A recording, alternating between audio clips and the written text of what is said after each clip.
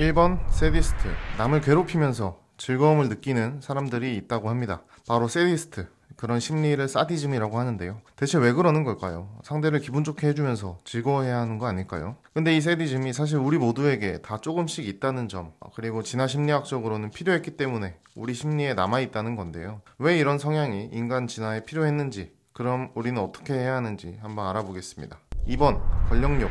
세디스트들은 남을 통제하고 괴롭히면서 좀 잘못된 권력욕을 느낍니다. 그리고 공감력이 부족한데요. 상대의 고통을 보면 같이 고통을 느끼는 게 아니라 즐거움을 느끼는 거죠. 사이코패스와 다른 점은 사이코패스는 상대의 고통에 무감각하다면 세디스트들은 그 고통에서 오히려 쾌락을 느끼는 겁니다. 또는 자기 혐오적인 성향이 있을 수도 있습니다. 내가 부족하기 때문에 상대를 깎아내려서 거기서 우월감을 느끼는 거죠. 약간 나르시시스트처럼요. 그리고 어린 시절에 학대받은 경험이 있는 사람들 중에 일부는 그걸 복수하기 위한 심리로 다른 약한 상대한테 고통을 주는 이런 내리갈굼 형태의 사디즘도 있다고 합니다. 그래서 이런 사디즘은 평상시에는 잘 숨어 있다가도 조직적인 사회에서 잘 드러나는데요. 위계 질서가 있는 회사 또는 군대 조직에서 그런 성향이 강해지고 드러나게 된다고 합니다. 인터넷에서는 악플러들도 이런 성향이 보입니다. 상대를 공격하고 상대가 힘들어하고 상대가 망하면 기분이 좋아지는 거죠.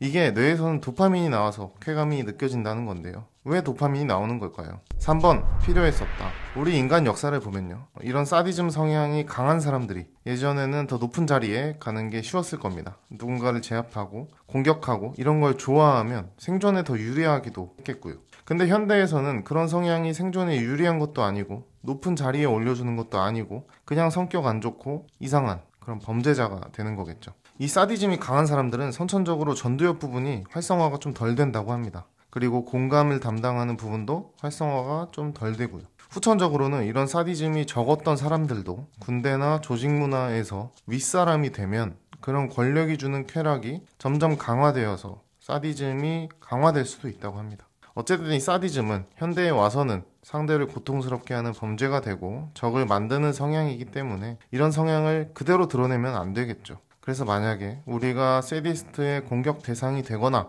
아니면 우리가 나도 모르게 사디즘이 있었다면 어떻게 해야 될까요? 4번 사디즘 대처법. 우선 우리가 이런 세디스트의 공격 대상이 된다면 감정적으로 반응해주면 안 된다고 합니다. 세디스트들은 그런 감정적인 반응을 더 재밌어 한다고 하더라고요. 대신에 계속 참으면 안 되고 논리적으로 정리를 해서 확실한 순간에 반격을 해줘야 된다고 합니다. 요건 잘못됐다, 뭐 권력의 남용이다, 이런 식으로 대응을 꼭 해줘야 된다고 하더라고요.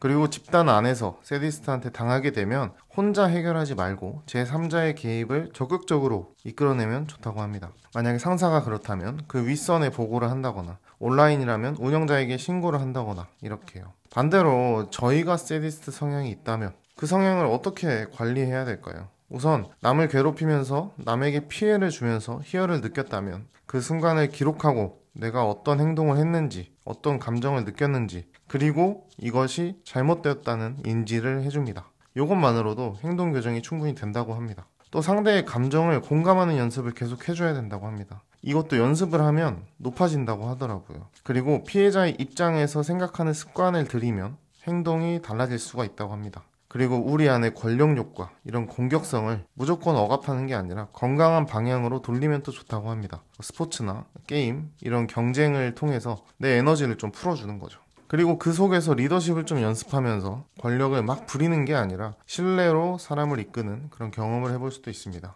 그래서 올바른 리더십을 가지도록 연습을 하는 거죠. 하지만 그럼에도 본인이 너무 심하다면 당연히 전문가를 찾아가셔야 합니다. 정신과 선생님을 찾아가셔서 상담과 치료를 받으셔야겠죠. 나는 그래도 정신과는 좀 그렇다. 그렇다면 범죄자가 되고 감옥 가서 정신과 선생님을 만나시는 것보다는 지금 만나는 게 좋다는 마인드로 한번 가보시는 게 좋을 것 같습니다. 5번 진화론. 항상 이 심리학 쪽 공부를 하다 보면 이 진화론이 항상 나옵니다. 우리의 몸에는 이 진화의 산물이 아직 남아있지만 현대에 들어와서는 문제가 되는 것들이 정말 많습니다. 우리 몸이 이 현대에 적응할 때쯤에는 또 다른 미래 세계가 와 있어서 또 적응을 해야겠죠. 요거는 진화적 불일치라는 개념인데요. 우리의 몸은 10만 년 전 원시시대의 인간과 유전자적으로는 큰 차이가 없다고 합니다. 그래서 이 몸과 세계의 시차를 계속 맞춰나가는 연습을 해야 될 것 같습니다. 다음에는 또 이런 진화적 불일치라는 개념과 여러 심리학 빌런들을 다뤄보도록 하겠습니다.